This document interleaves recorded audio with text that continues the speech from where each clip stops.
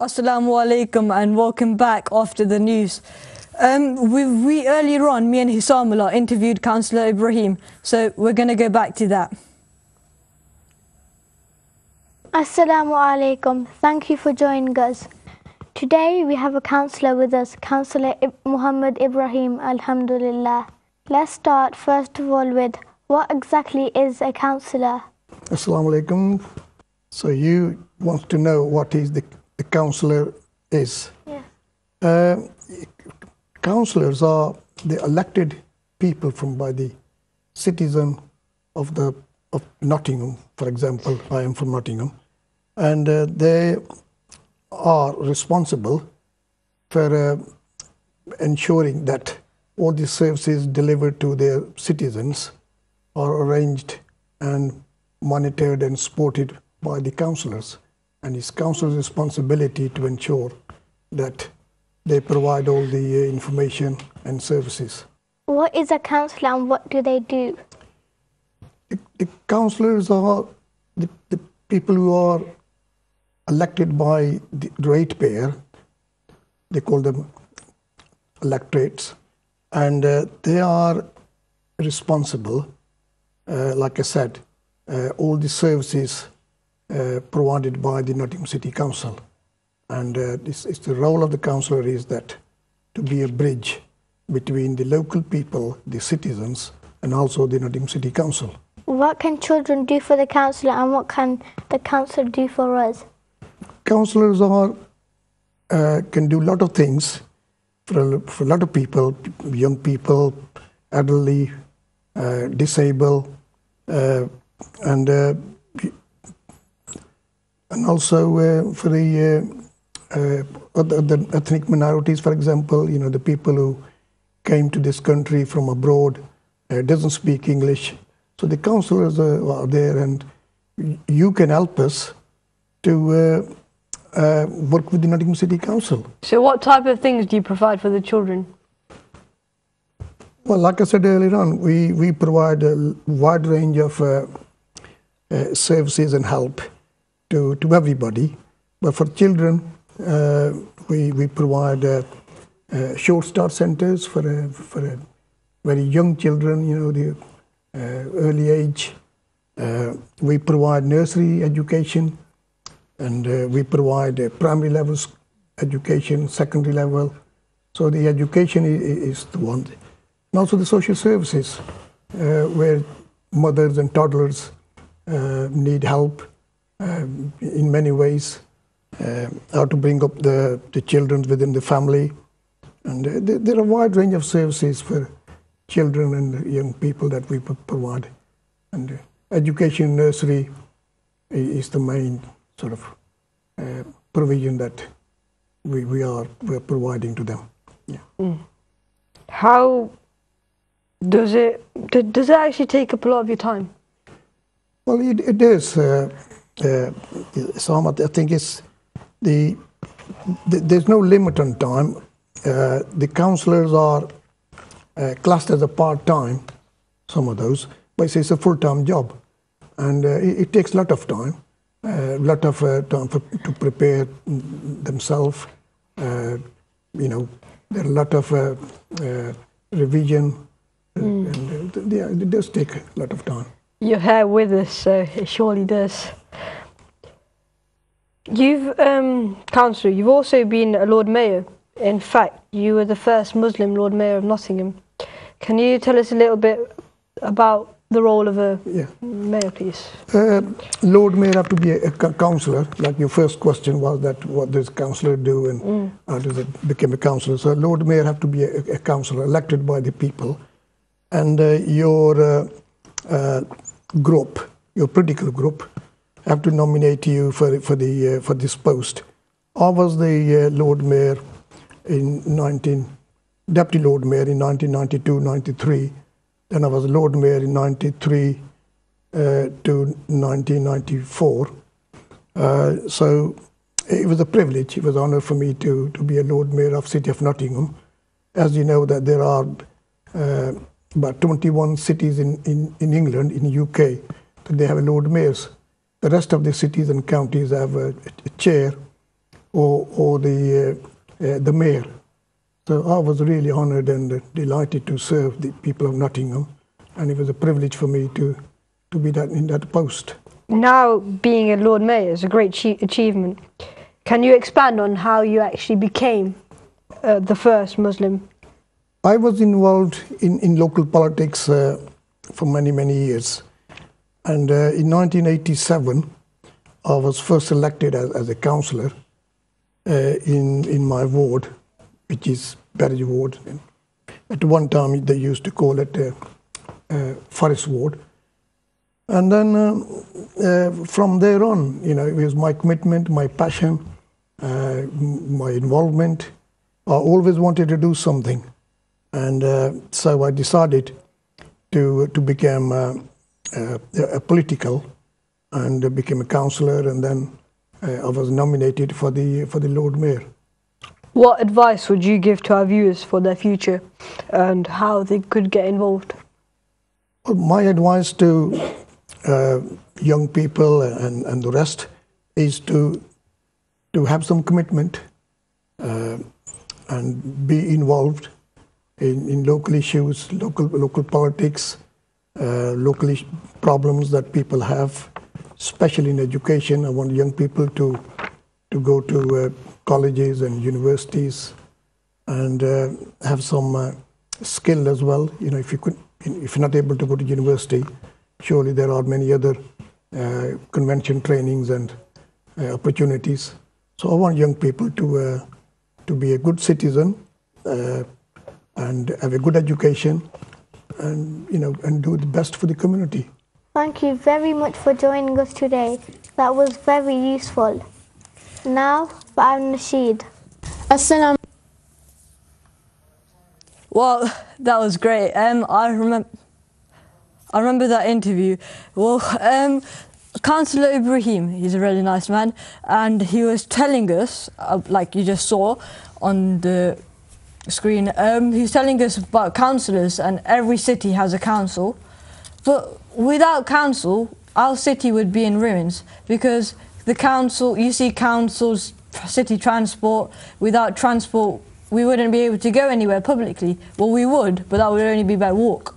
And other things like when it snows, the city council put grit on the floor so the snow goes away, and without the city council, there would be no grit. Well, there would be grit, but there would be no grit to put on the floor. And the city council has become like a really big part of our city.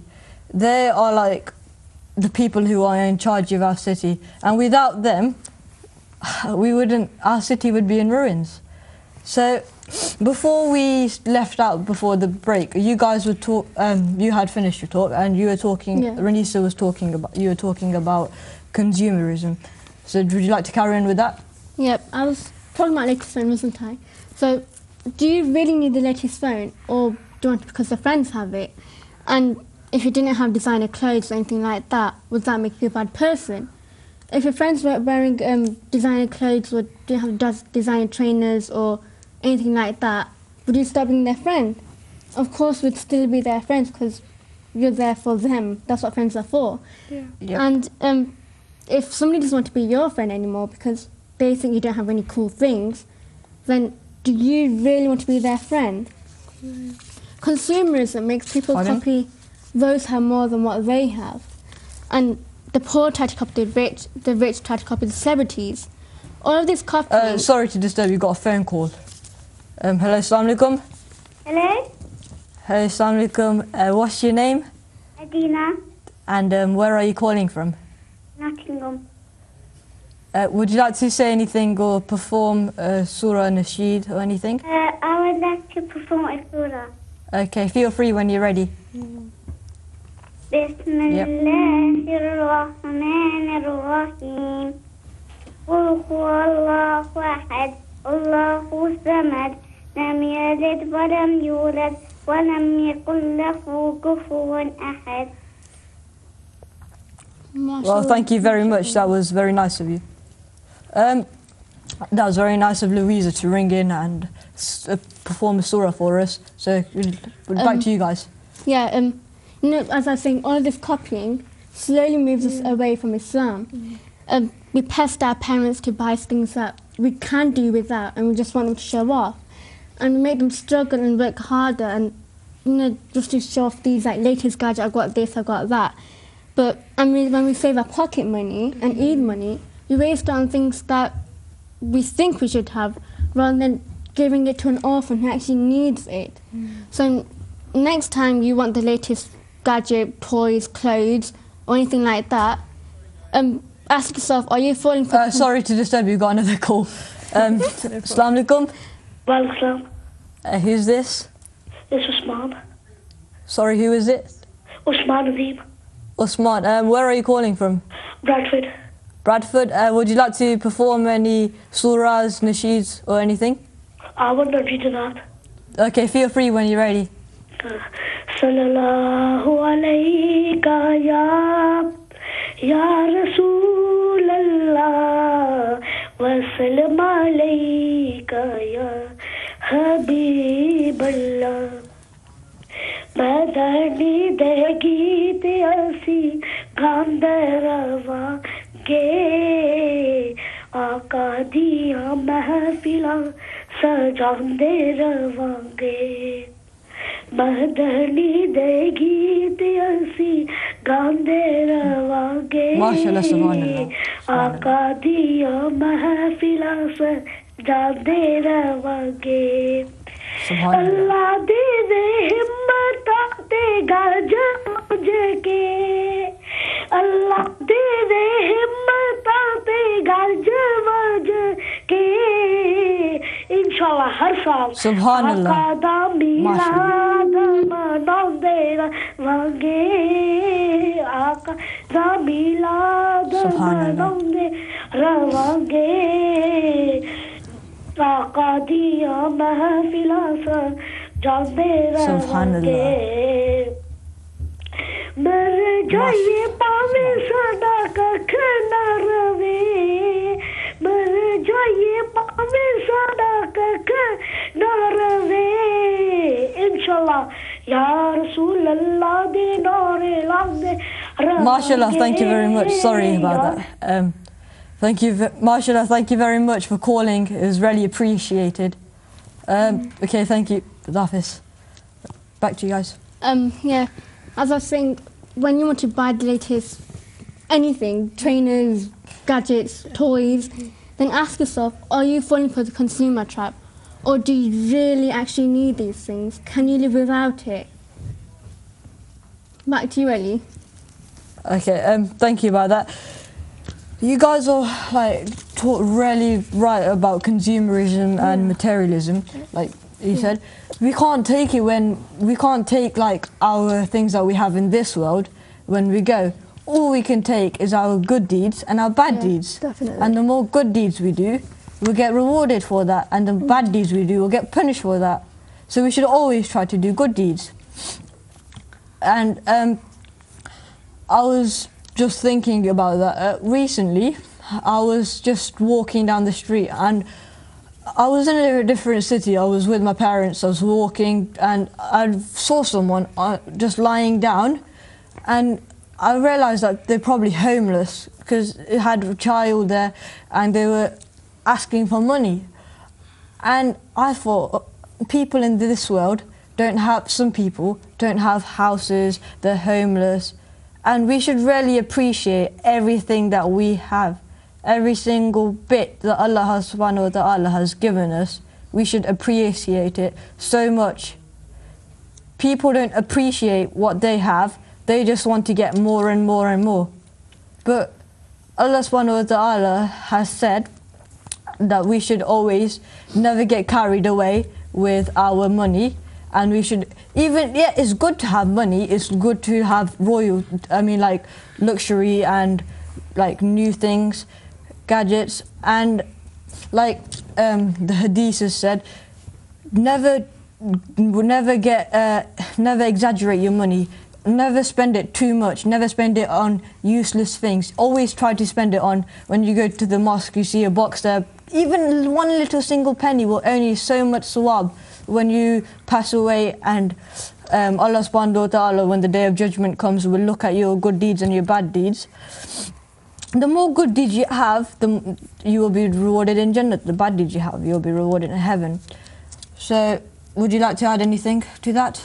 Yeah, definitely. After all, you know, we have money and we shouldn't take it for granted. Like you said, we should appreciate it. You know, people get so carried away with consumerism and everything that you were talking about, Renita. They forget that, you know, they always think, oh wait, there's someone better off than me, I have to get to their level, like you said about the poor wanting to be the rich and the rich wanting to act like celebrities. But they forget that there's always going to be someone below their level as well. And there's always going to be someone who won't have as much as they will have. And there's always going to be someone who would wish that they could live the life that they're living. And, you know, we might be talking about, you know, going on holiday, you know, getting a new car, you know, but the thing is, like you said, Ali, we're so lucky to even have a home. I bet every one of you that's watching this show right now has a home that they're living under, has a roof that they have, you know, has a warm bed. You know, you might not have the biggest house, but you have one. But, you know, there are people that are homeless. There are people that aren't getting 3 meals a day. Forget 3, actually. They aren't even getting 1 proper meal a day. There are children out in different countries that are starving to death. They don't even have clean water to drink.